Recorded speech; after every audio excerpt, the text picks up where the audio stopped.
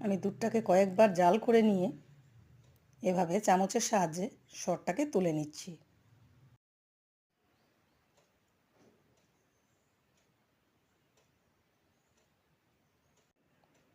দেখেছেন সরগুলো কতটা ঘন হয়েছে?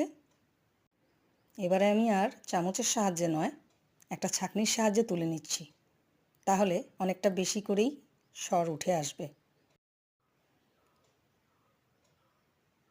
এভাবে আমি 7 থেকে 8 দিন সরগুলোকে একটা বাটিতে জমা করে ফ্রিজে রেখে দিয়েছি। এবার 7 দিন পর সেই সরগুলোকে আমি একটা বড় বাটিতে ঢেলে নিচ্ছি।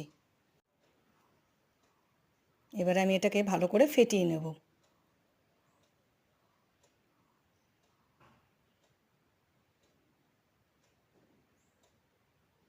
খুব ভালো করে ফেটিয়ে নেব যাতে এর মধ্যে দানা দানা না থাকে।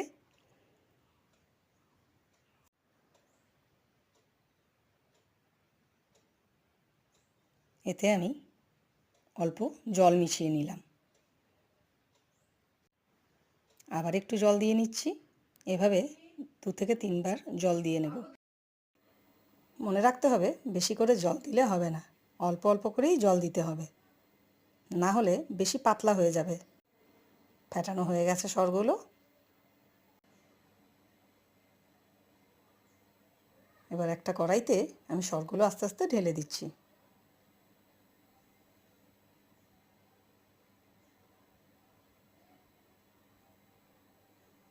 সরগুলোকে আমি ভালো করে নাড়িয়ে নিচ্ছি।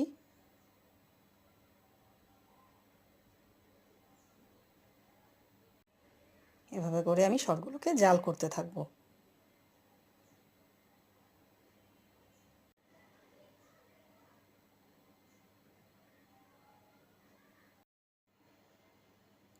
বারে বারেই নাড়াচাড়া করতে থাকব যেন তলায় লেগে না যায়।